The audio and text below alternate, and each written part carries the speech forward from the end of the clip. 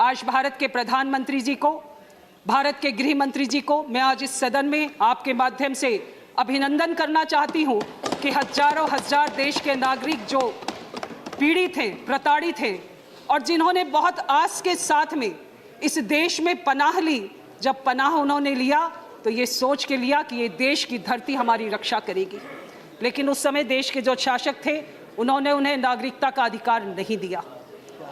माननीय उपसभाध्यक्ष जी, मैं ये विषय कहना चाहती हूँ कि हमारी सरकार ने तुष्टीकरण की राजनीति नहीं करी, और हमने केवल तुष्टीकरण की राजनीति अगर की होती तो आज यहाँ पर इस सदन में बैठकर विपक्षी दल के नेता हमसे सबूत नहीं मांगते।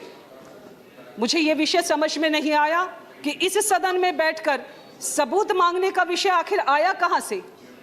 जो आंकड़े दिखा रहे हैं, क्या वो आंकड़े पर्याप्त नहीं है ये समझने के लिए कि जो जनसंख्या ज़्यादा थी वो जनसंख्या अगर कम हुई, इस धरती पर रहने वाले लोग जो अन्य देशों में रहते थे वहाँ पर पहले अगर वो संख्या ज़्यादा थी और वो संख्या कम हो गई तो वो संख्या गई कहाँ? धरती निगल गई या आसमान फट गया उसमें समा गई? ये इस आंकड़े इस बात को प्रतिपादित करने के लिए, प्रमाणित करने के लिए तय है। इसलिए विपक्षी दल के जिस नेता ने अभी अभी इस विषय पर सबूत मांगा, मैं उन्हें कहना चाहती हूँ कि ये बहुत पीड़ादायक है। कई बार ये परिस्थितियाँ पैदा होती हैं जब कभी हम वकीलों की भाषा में अगर कहें तो लोग इस विषय को पूछते हैं कि कोई घटना घटी तो कैसे घटी, क्या हुआ।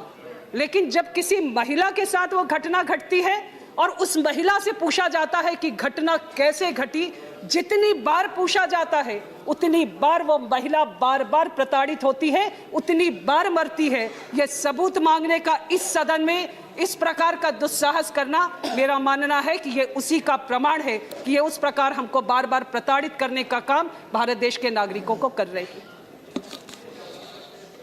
भारत देश में हमेशा से शरणार्थियों की रक्षा की गई है और ये इस बात में इतिहास गवाह है। भारत का इतिहास बहुत समृद्धशाली है और भारत की जो सरकार है वो भारत की संस्कृति को समेटकर, भारत की संस्कृति के साथ साथ संविधान को अपने संरक्षण में लेकर, संविधान को संरक्षित करते हुए सबका साथ सबका विकास करने की दिशा में आगे बढ़ रही है। नागरिकता संशोधन विधेयक के माध्यम से जो हजारों हजार, मैं आपको इस विषय पर आने के पहले जब भारत का विभाजन हुआ उस समय ले जाना चाहती हूँ कि जब भारत का विभाजन हुआ उस समय जो महिलाओं के साथ घटना घटी, वो महिलाएं जब भारत के विभाजन के समय भारत की तरफ आईं और लियाकत और नेहरू का जो समझौता हुआ, नेहरू लियाकत अली जी का ये समझौता जिसमें भारत हमेशा ठगा गया और बहनों के साथ में जिस प्रकार की घटनाएं घटी वो घटनाएं इतिहास में माफ़ करने के योग्य नहीं है।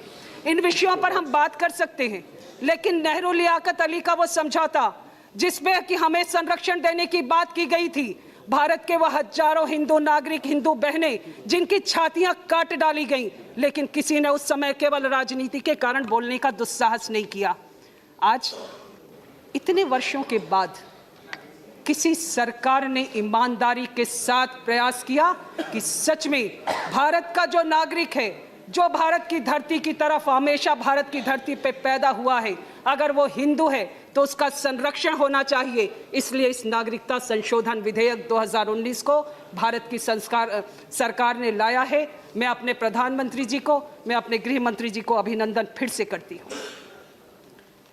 मैं एक बात कहना चाहती हूँ, विपक्षी दल के एक प्रमुख महिला नेत्री ने एक ट्वीट किया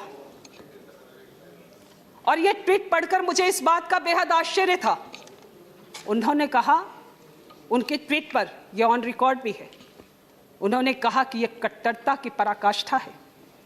मैं उस विषय को पूछना चाहती हूं कि उस दिन वो क्यों चुप रह गई जब 400 सीटों के साथ में रूढ़िवादी मुक्त प्रधानमंत्री इस देश की संसद में बैठे और इस देश की संसद में जब वो बैठे, शाहबानों के प्रकरण पर उन्होंने कट्टरपंथ के आगे जब उन्होंने सर झुका दिया, उस दिन ये ट्वीट करने वाली प्रमुख दल की वो महिला नेत्री चुप क्यों रह गई, उनका परिवार चुप क्यों रह गया? मैं आज इस विषय को पूछना चाहती हूं। आप इस सदन में राजनीति की बात करते हैं। हमने कभी राजनीति नहीं की। नागरिकता संशोधन विधेयक 2019 यह मानवीय आधार पर लाया गया है, यह मानवता की बात है।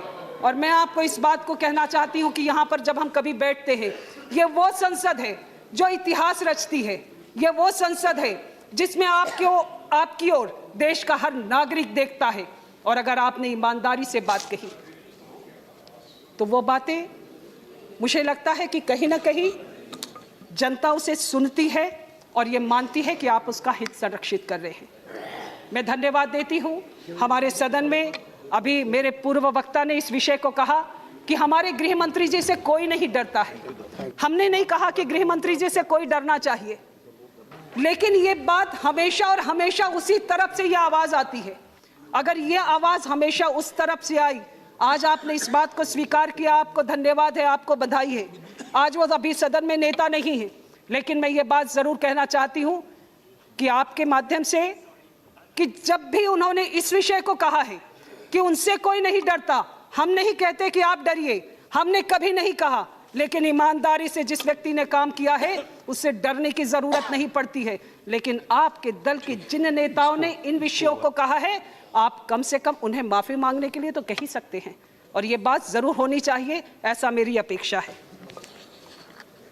आज ये बिल जब संसद में पारित हो जाएगा, मुझे लगता है कि वो परिवार जो अत्याचार, अपमान और शोषण झेला है, अब आज के बाद वो स्वाभिमान के साथ भारत के नागरिक बन जाएंगे।